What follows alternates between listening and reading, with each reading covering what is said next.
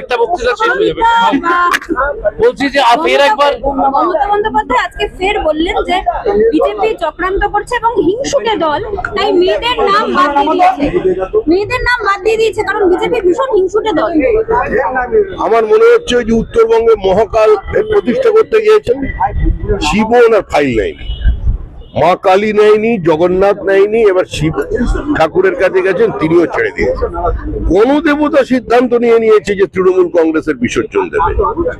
হতাশা আতঙ্ক থেকে রাজ্যের মুখ্যমন্ত্রী এ ধরনের শব্দ ব্যবহার করছেন। ছেলেদের পিছনে রাখবেন, আপনারা সামনের সারিতে থাকবেন, যদি দেখেন মেয়েদের নাম দেখে থেকে বাদ দেওয়া হচ্ছে সেভাবে জবাব দেবেন। ফের একবার পেছনের সারিতে ছেলেদের রেখে সামনের সারিতে মেয়েদের রেখে এগিয়ে যাওয়ার, জোট বাঁধার বার্তা দিলেন মুখ্যমন্ত্রী।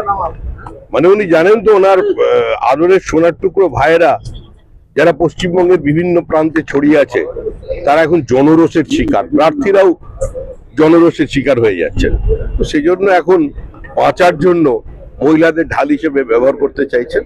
তবে পশ্চিমবঙ্গের মহিলারা তারা রাজনীতি সচেতন, তাদের সচেতনতা তারা গত পঞ্চায়েত নির্বাচনেও প্রমাণ করেছেন এবং এবারেও আপনি জেনে রাখবেন মহিলারাই তৃণমূল কংগ্রেসকে প্রত্যাখ্যান করবে।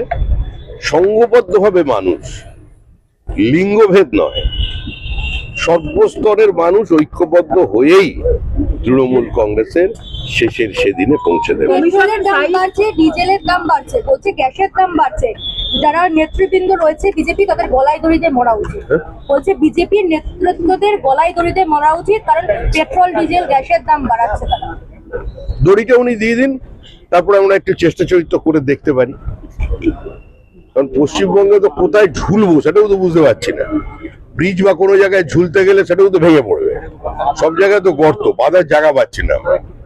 পশ্চিমবঙ্গের মানুষ রাজনীতি সচেতন, তারা জানেন দেশের কঠিন অবস্থায় এ ধরনের সমস্যা তৈরি করা যায় না। অনেক উনি কথা বলেছিলেন কোভিড এর সময়, দেশের প্রধানমন্ত্রীকে কি কি ভাষায় সম্বোধন করেছিলেন, কিন্তু তারপরে মানুষ পাশে দাঁড়িয়েছিল। মানুষ কোভিড থেকে মুক্ত হয়েছে সে ভারতে তৈরি করা ভ্যাকসিনেতে। সুতরাং যে সমস্যা আছে, কিছুটা সমস্যা কিছু প্রচারের মধ্যে দিয়ে তৈরি হয়েছে, আর কিছুটা আতঙ্ক তৃণমূল কংগ্রেস পরিকল্পিতভাবে তৈরি করছে। ওনার যদি এতটাই মানুষের পাশে দাঁড়ানোর ইচ্ছা, উনি যে শুল্কটা নিচ্ছেন সেটাকে ছেড়ে দিন না, তাহলে তো মানুষ কিছুটা সাশ্রয় পাবে। মিমের প্রধান আসাদুদ্দিন ওবেসি তিনি এসেছেন এবং ওবেসি বলছেন যে বাবরের নামে হবে না কার নামে হবে সেটা আমরা ঠিক করব। মুসলমানদের কাছে বড় প্রাপ্তি একটা মসজিদ তৈরি হওয়া, এবং বাবরি মসজিদ হলে অসুবিধা কোথায়? হিন্দুদের যদি প্রাপ্তি হয় মন্দির, তাহলে আমরা যদি মসজিদ করি এবং সেটা বাবরের নামে, অসুবিধা কোথায়? কাদের এত কাজ হচ্ছে? পশ্চিমবঙ্গের মানুষ চিন্তা করবে, পশ্চিমবঙ্গের মানুষ ভাববেন যে আজকে যদি ওখানে বাবরি মসজিদ তৈরি হয়, কালকে কালীঘাটের সামনে চেঙ্গিস খানের নামে একটা স্মারক তৈরি হয়। পশ্চিমবঙ্গ কি আবার পশ্চিম বাংলাদেশ হবে? তৃণমূলের বিভাজনের রাজনীতির কারণে এই পরিবেশ তৈরি হয়েছে। আসলে হুমায়ুনই তৃণমূল, তৃণমূলই হুমায়ুন। এই আসাদুল্লাহরা আসতে পারছেন এই কারণে তৃণমূল কংগ্রেস যেভাবে বিষাক্ত করে দিয়েছে গোটা সমাজকে সাম্প্রদায়িকতার রাজনীতি এনে, সেই কারণে তারা এই কথা বলবার ঔদ্ধত্য দেখাচ্ছেন। তবে হ্যাঁ, যদি ওখানে তৈরি হয় সেটা ঘুরিয়ে দেবে। আসলে হুমায়ুন কবিরকে উপমুখ্যমন্ত্রী বানিয়ে তৃণমূল কংগ্রেস বাঁচার চেষ্টা করতে চাইছে। রামনবমীকে কেন্দ্র করে কোনো অশান্তির আশঙ্কা এবারেও কি আপনারা করছেন? কারণ দুটো বড় মিছিল ছাড়া আর বাকি মিছিলের তো পারমিশনই পাওয়া যাচ্ছে না। রামের দেশে রামের মিছিল হবে, কোথায় গিয়ে হবে বলুন? আমেরিকা আন্টার্কটিকায় মিছিল করবে মানুষ, নাকি চীনে গিয়ে মিছিল করবে? রামের শেষ করতে দিন। আবার প্রথম থেকে এই যে রামনবমী মিছিল, সেই মিছিল নিয়েও তো দেখা যাচ্ছে রামনবমীর মিছিলকে কেন্দ্র করে তৃণমূল কংগ্রেস সামাজিক উত্তেজনা তৈরি করতে চাইছে, সংঘর্ষের পরিবেশ তৈরি করতে চাইছে, হিন্দু মুসলমানে হানাহানি করতে চাইছে।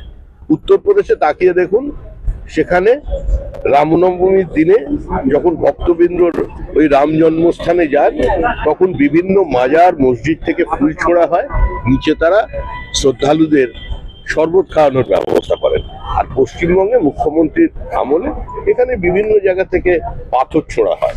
তো আমরা আশা করব যারা এখানে সংখ্যালঘু ভাই বোন আছেন তারা একটু চিন্তা করবেন, তারা কাজী নজরুল ইসলামের সঙ্গে থাকুন, এপিজে আব্দুল কালামের সঙ্গে থাকুন। এই তৃণমূলের রাজনীতির জন্য তারা ওই কি বলে টুকরে টুকরে গ্যাং আছে ওদের সঙ্গে একটু নাই থাকলেন।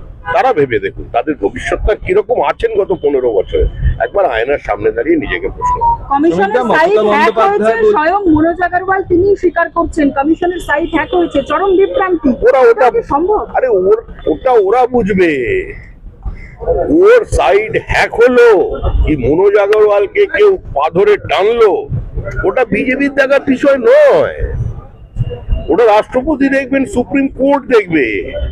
আমাদের যে আমার ফর্ম 7 গুলোকে যে টেনে নেওয়া হলো সেগুলো হ্যাক হয়ে গেল, তার হিসাবটা মনোজ আগরওয়াল দিন আগে, সেগুলোর কি হবে?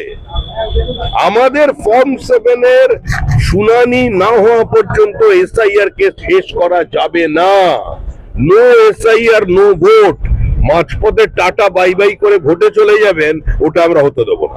মমতা বন্দ্যোপাধ্যায় বলছেন আমার নামও অ্যাডজুডিকেশনে, মাঝরাতে হঠাৎ করে কমিশন এসব কি করছে, কমিশন পারে না এমন কোনো কাজ নেই।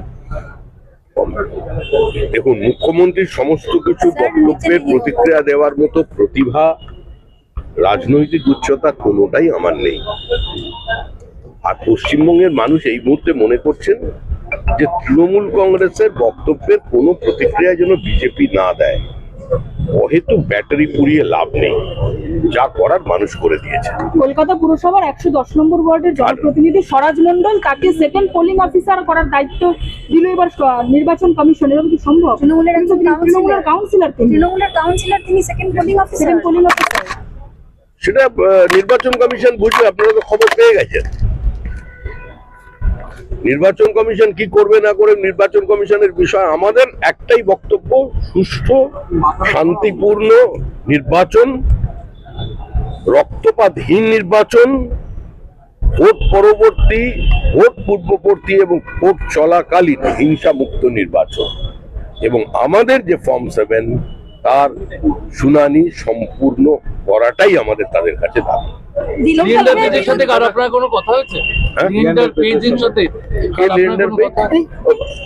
লিয়েন্ডার পেজ? হঠাৎ ওনাকে কোথেকে পেলেন?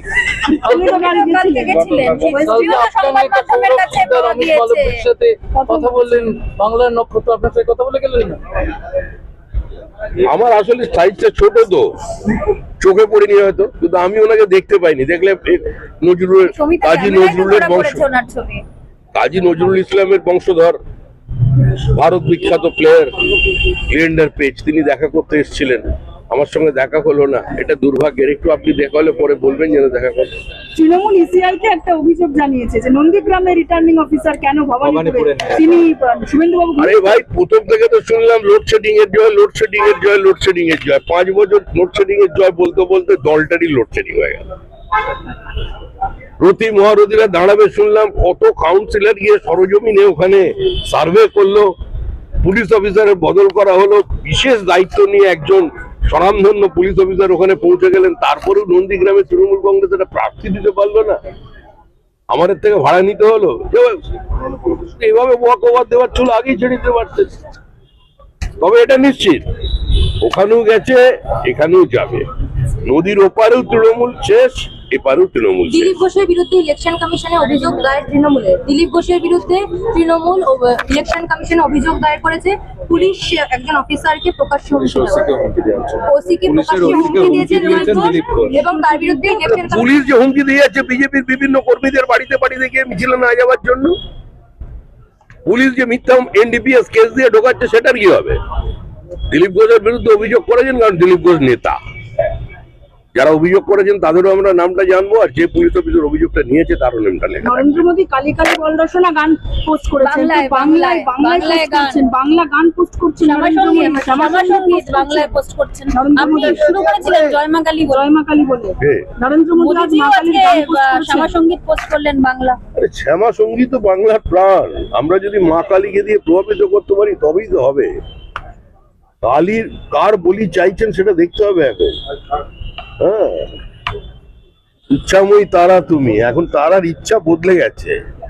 ফাইল নেয়নি মা কালীঘাটের কালী, জগন্নাথ দেব ঘুরে এখন শেষ পর্যন্ত মহাকালে পৌঁছেছিলেন, মহাকালও ফাইল নিচ্ছে না, শেষ পর্যন্ত ওই গণদেবতার কাছে এসেছেন, ওখানেও ভাগ করছেন লিঙ্গ বিভাজন, মহিলাদের সামনে পুরুষ পেছনে, আবার পরে শুনবেন পুরুষ সামনে মহিলা পেছনে, এরপরে আসছে সিভিক ভলেন্টিয়ার সামনে পেছনে পুরুষ, এরকম চলতে থাকবে। তারপর অঙ্গনওয়াড়ি আসা, ওরাও তো বিদ্রোহ ঘোষণা করেছে।